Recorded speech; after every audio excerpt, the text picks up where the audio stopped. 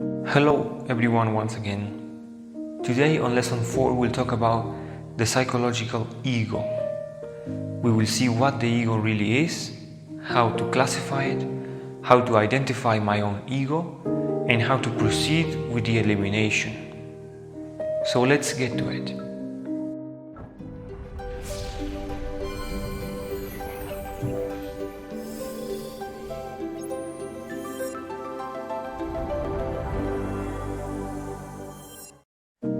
The word ego comes from Latin and it means I, me, or myself. So the ego refers to a different set of entities that live inside of us that sometimes take control of ourselves. Now let me explain. Think about somebody, for instance, who is jealous. This man sees his girlfriend talking to somebody else. And there's nothing wrong. His girlfriend is talking with this man, they're just laughing, telling jokes, and maybe having a business discussion or planning something. But the jealous person sees it at a distance and he's like in his mind thinking she's seducing him. He is trying to sneak around my back with her. They are trying to do something. Oh, I look at the way they're looking at each other. I see the way she dressed. I see the way she's looking at him. So, in reality, there's nothing going on between these two people. But the jealous individual sees something that doesn't really exist. He's projecting his own ideas into them. So, the jealous person has an I or an ego of jealousy. And this ego sort of whispers in our ears the following concepts. She is yours. She belongs to you. How can you tolerate her doing that? Look, they're doing this, they're doing that. She's your property. She took an engagement, a compromise with you. How can you tolerate her doing that? So, essentially, the ego is something that makes us feel and think certain things. And we, just like we sometimes identify with external things, like we saw in the previous lesson, that we see something illusionary in the street, and we identify and begin to dream, in the same way, we identify with our own ego, with the things that we think and feel, and begin to spiral down into a set of fantasies, of ideas, of concepts, of all sorts of things that the ego is making us see and think, and in consequence, we act. Jealousy destroys matrimonies. Jealousy destroys friendships. Jealousy provokes religious wars, fratricidal hates, murders, and all kinds of suffering. Let us think in another example. For instance, somebody who is feeling anger. This person sees somebody and just in his own mind, he begins to think things like, oh, this person is thinking certain things about me, he's saying certain things about me, certainly he doesn't like me, he hates me, he despises me. And it might well be that the other person has nothing to do with that. But in his mind, the angry person is projecting all sorts of ideas, all sorts of things, fantasies that make him feel angry. So the problem with all of this is that anytime we are identified with the ego and thinking about revenge, thinking about jealousy, having sexual fantasies or fantasies of any kind, what we are doing is we are spending the creative energy that we need to wake up. So the problem is not that we are asleep. The problem is that we continue to indulge constantly throughout the day on different dreams, and as a result, the valuable energies that our bodies produce are wasted to feed the ego. to feed this illusion, to feed this imaginary world that we project with our minds. What's interesting is to see us as we really are. Only in this way we could arrive to the true knowledge of oneself. So, our first step consists on identifying the egos that predominate in our lives. And we're going to be doing that through observation. So we have to observe ourselves and create a psychological journal. So in the morning we've been able to see that we express lust, laziness, gluttony, etc. But before we can get to that, let's take a look at how to classify the ego so it's easier for us to identify them in our lives. Generally speaking, we can divide the ego into 7 large groups represented by the 7 deadly sins. So lust, which is of course related with all of those aspects with an unbalanced or extreme identification with sexuality. This includes adultery, but also masturbation, sexual fantasies, an addiction to pornography. This could also include looking at the opposite sex or talking of the opposite sex in a sort of lustful or unmoral, disrespectful way, disrespectfully talking about somebody else's sexual organs. We also have anger related with violence, rancor, hate, aggression. Also pride related with the sense that I am the center of the universe, with selfishness, with feeling superior or inferior than others. Laziness or sloth, this inertia or inactivity that we do not want to get up in the morning to go to work, we maybe do not want to clean our home, to take a shower, we do not want to have physical hygiene. We have greed, related of course with wanting more and more possessions, more money, more properties, more of everything. We have envy, of course, when it bothers us, it angers us when somebody else is thriving and making progress in life, and we in a way may feel like life is unfair. And finally, we have gluttony, which is related with all the aspects that involve eating and drinking, excessive vices when it comes to food. So, by analyzing these 7 groups, we can see that all of these 7 deadly sins subdivide into many different egos or smaller entities. So the idea is that we need to identify the one that predominates in our lives in order to eliminate it first. So in my psychological journal, I take note that in the morning I'm a very lazy person who doesn't want to get up early. Maybe I didn't want to shower, I didn't make up my bed, and I also don't want to clear my room. Or maybe I am the type of person that wastes money buying things that he doesn't need. Perhaps I have lust, I flirt with married people.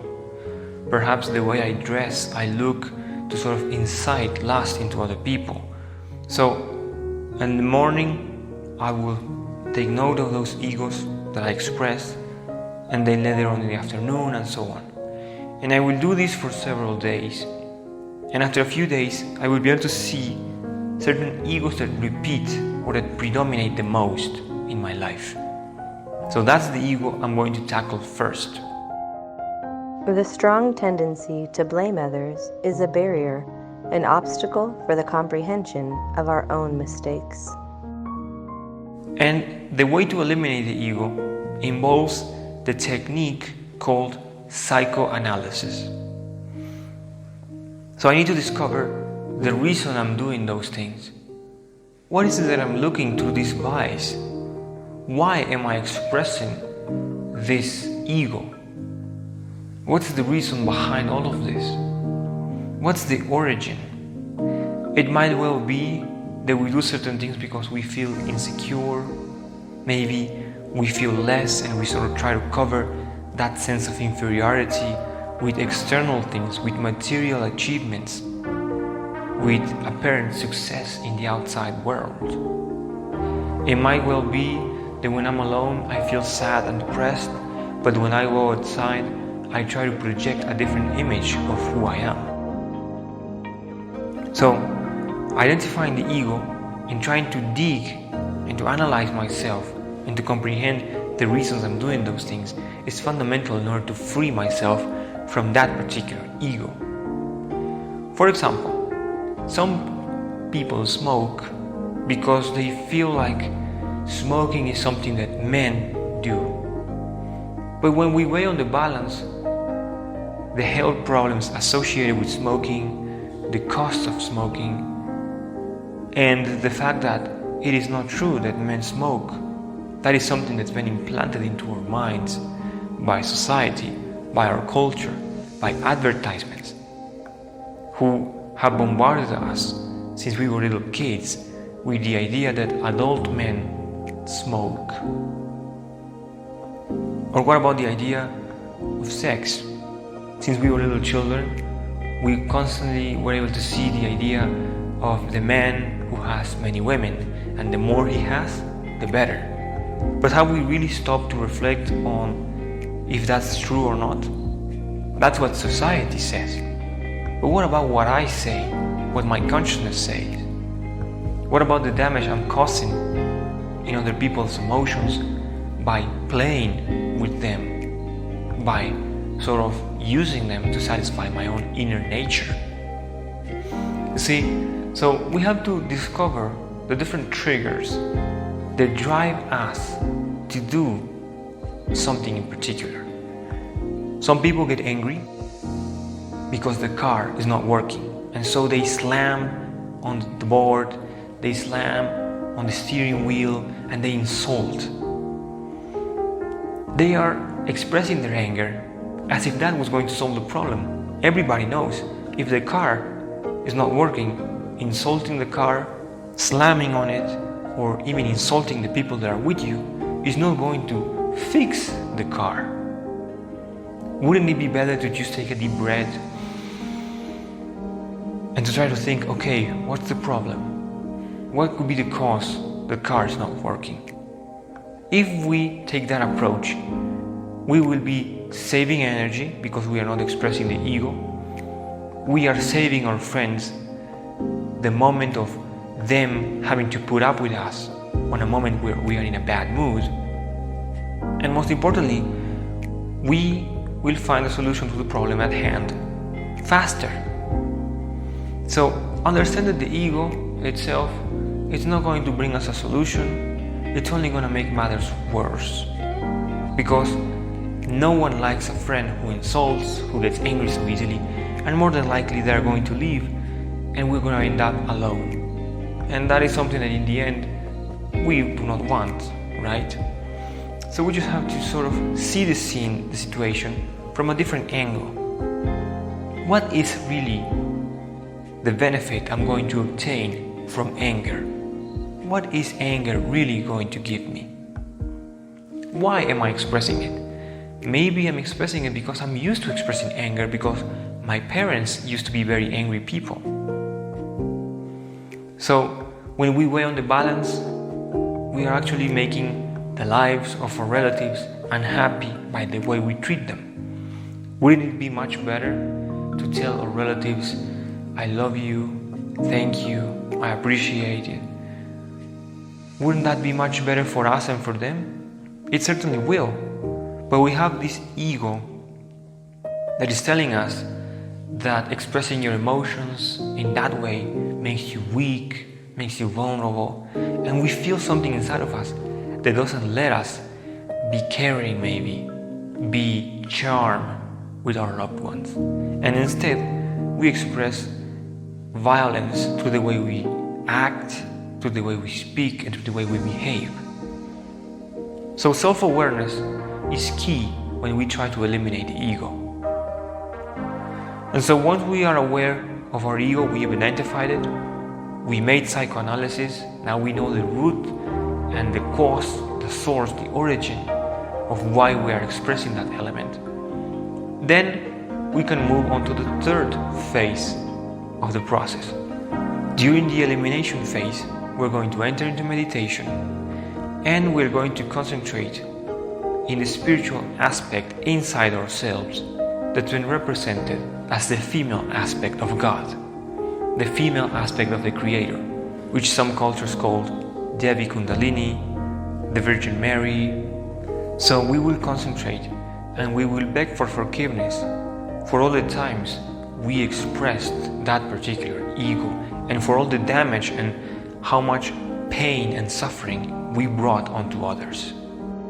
And so this ego will be eliminated and it will be eradicated from our lives. And we will also be freeing a part of our essence that was trapped inside this particular ego. And as a result, we would have been able to wake up even more. We need a power superior to the mind, a power capable of atomically disintegrating any I defect that we have previously discovered and deeply judged. The Divine Mother Kundalini has the power to reduce to ashes any subjective, inhuman, psychic aggregate. So to summarize, the ego is the cause of our suffering, and we are identified with the ego, and anytime we express it, we only bring pain and suffering into our lives and the lives of others, but also we waste creative energy anytime we do so.